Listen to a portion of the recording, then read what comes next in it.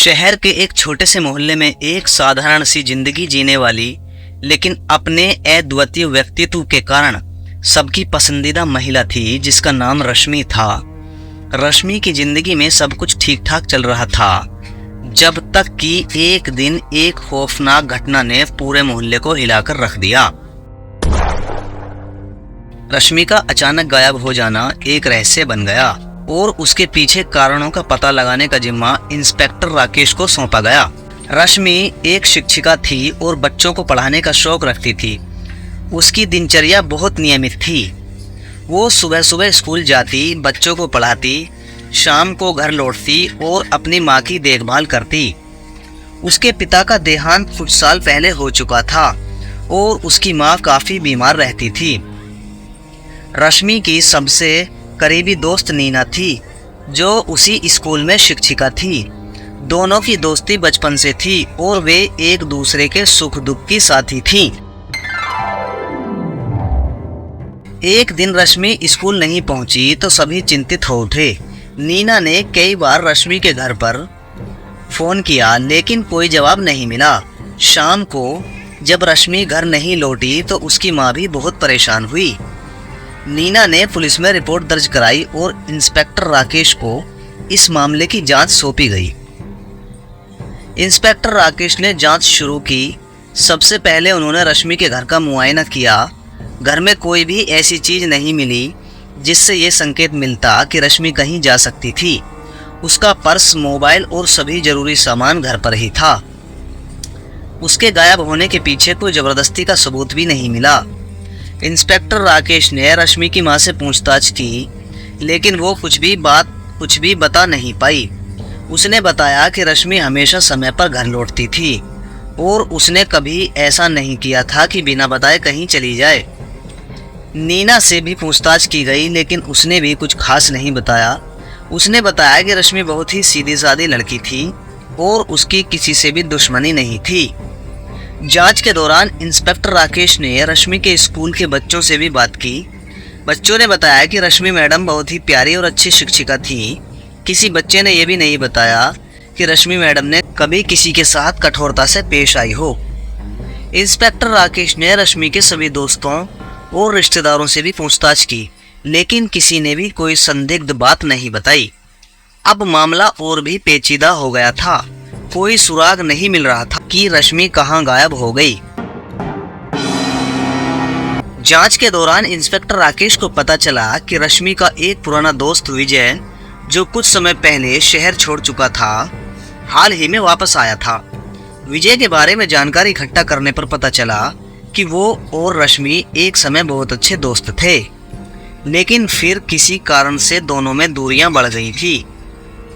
Inspector Rakesh ने विजय को बुलवाया और उससे पूछताछ की। विजय ने बताया वह शहर लौटा जरूर था लेकिन उसने रश्मि से कोई संपर्क नहीं किया। उसने ये भी बताया कि उनके बीच जो गलतफहमियां थीं वो बहुत पहले की बात है और अब वो रश्मि से किसी प्रकार का संपर्क नहीं रखता। इंस्पेक्टर राकेश के पास अब भी कोई ठोस सुराग नहीं था। एक दिन जब वो रश्मि के घर की जांच कर रहे थे तो उन्हें रश्मि के कमरे में एक डायरी मिली। डायरी में रश्मि ने अपने जीवन के कई पहलुओं को लिखा था। डायरी में विजय के साथ की गई बातचीत का जिक्र भी था। इसके अलावा डायरी में कुछ ऐसे नाम थे जो पहले कभी सामने नहीं आए थे। इंस्पेक्टर राकेश ने उन नामों की जांच की। उन नामों में से एक नाम था रोहन, जो रश्मि का एक छात्र था और उसके प्रति अत्यधिक लगाव रखता था। राकेश ने रोहन से पूछताछ की लेकिन वो भी कुछ खास नहीं बता पाया। हालांकि राकेश ने महसूस किया कि रोहन कुछ छुपा रहा है।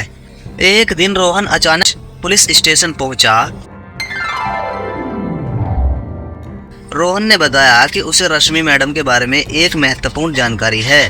उसने कहा कि उसने एक दिन मैडम को एक आदमी के साथ देखा था जो उन्हें जबरदस्ती अपनी कार में बिठा रहा था। रोहन ने उस आदमी का हुलिया भी बताया। इंस्पेक्टर राकेश ने इस जानकारी को गंभीरता से लिया और उस आदमी की पहचान करने की कोशिश शुरू कर दी। रोहन की बताई गई जानकारी के आधार पर राकेश ने उस आदमी की तलाश शुरू की। कुछ दिनों बाद पुलिस ने उस आदमी को पकड़ लिया। उसका नाम राजेश था और उसने रश्मि के अपहरण की बात कबूल कर ली। उसने बताया कि उसने रश्मि को एक सुनसान जगह पर बंधक बनाकर रखा था। राजेश का कहना था कि उसने ये सब पैसों के लिए किया, लेकिन जब उसे पता चला कि रश्मि के पास ज्यादा पैसा नहीं है तो उसने उसे छोड़ने की योजना बनाई। राजेश की गिरफ्तारी के बाद पुलिस ने रश्मि को ढूंढने के लिए अभियान शुरू किया।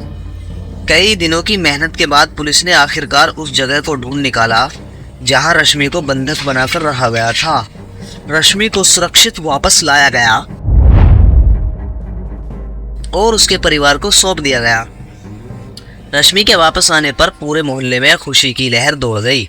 इंस्पेक्टर राकेश की तत्परता और जांच की सूक्ष्मता की सभी ने प्रशंसा की। रश्मि ने इंस्पेक्टर राकेश का धन्यवाद किया और कहा कि उनकी वजह से ही वो आज सुरक्षित है। इस घटना से रश्मि ने एक महत्वपूर्ण सबक सीखा।